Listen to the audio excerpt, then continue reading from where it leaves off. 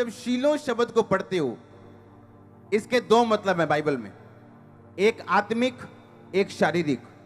पहली बार शीलो शब्द बाइबल में जब आया, वो उत्पत्ति की पुस्तक 49 उसकी 10 आयत में आया। शीलो का मतलब दो है, एक है शांति, खुदा का प्लेस, विश्लेषण क्राइस्ट के साथ, जिसका असली मतलब जो शीलो का है।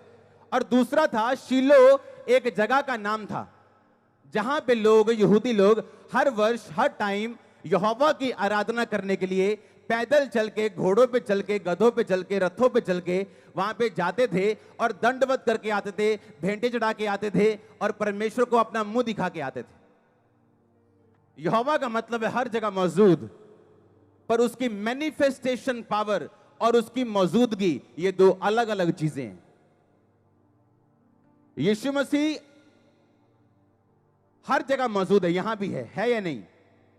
पर उसकी मैनिफेस्टेशन पावर, उसकी मैनिफेस्टेशन प्रेजेंस, वो कहीं कहीं मौजूद है। ये फर्क है। शीलो में वो गए और लिखा, परमेश्वर ने उसकी प्रार्थना को सुना और अपने दास से कहा, इसको बोल कि यहोवा तुझे मन चाहा वरदान दे, और उसके बेबी हुआ।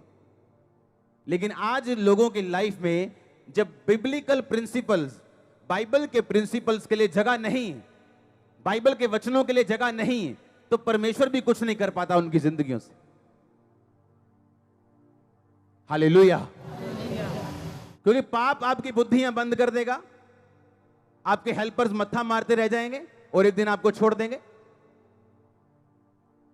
क्योंकि पाप आपको जागने नहीं देता और आपकी बुद्धि को और आपके स्पिरिट को, जो आपके अंदर एक ज्वलंत इच्छाओं को परमेश्वर की रखती है जाहिर और नई इच्छाएं बताती, वो आत्मा और वो विवेक मर जाएगा जब पाप आपकी जिंदगी में होगा तो।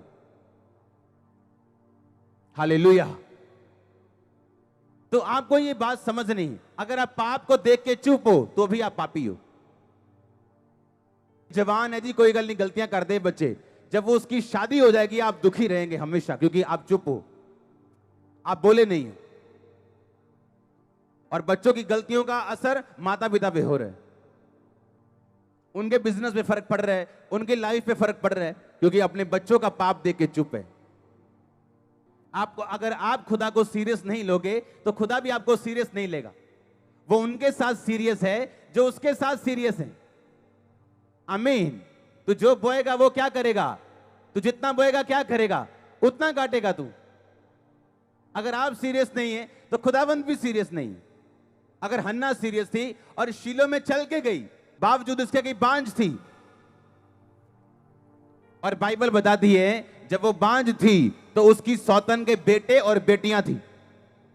बेटा बेटी नहीं, बेटे और बेटियां, यानी सालों से बांझ थी वो। और सालों से बांझ होने के बावजूद भी शीलो का महत्व उसकी जिंदगी में कम नहीं हुआ था। और वो सालों से शीलो जा रही।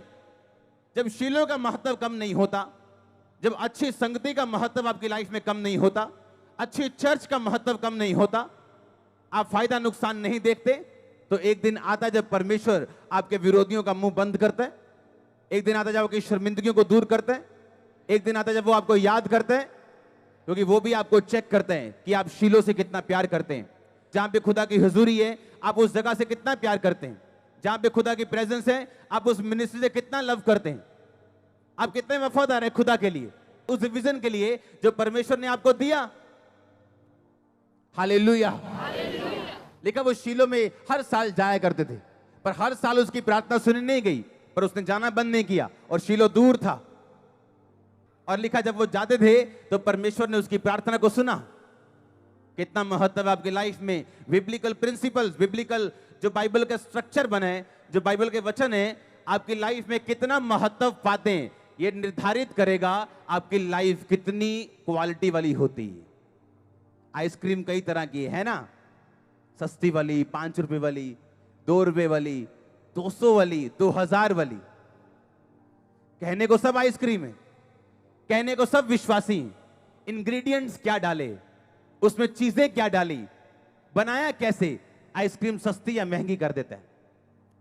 आप कैसे विश्वासी बनना चाहते हो, आपके इंग्रेडिएंट्स बताएंगे, चीजें बताएंगी। कि आपको लव कितना है बाइबल से, चर्च से, खुदा से, वचन से, जो क्रिश्चियन प्रिंसिपल्स हैं, जो क्रिश्चियनिटी डिमांड करती, आप कितना प्यार करते हो उससे। इस चीज पे डिपेंड करेगा आपकी कीमत कितनी, या आप किस क्वालिटी के विश्वासी। क्योंकि हर चर्च में, हर जगह अच्छे विश्वासी, बुरे विश्वासी, बहुत अच्छे भी हैं, अविश्वासी भी हैं, विश्वासी हो के अविश्वासी हैं, कई अविश्वासी हो के विश्वासी हैं। कई तरह की वैरायटी मिलती है आपको चर्च में। हर कोई एक वचन मिलता है, हर एक बंदा सेम गवाहियां सुनता है, हर एक बंदा सेम टेस्टिमनीज, सेम वचन सुनता है, लेकिन हर एक का रिजल्ट अलग अलग है। तो ये परमेश्वर के ऊपर निर्भर नहीं करता, आपके ऊपर निर्भर करता है कि वचन सुनने के बाद आप उसे किस तरह से लेते हो। हालेलुया।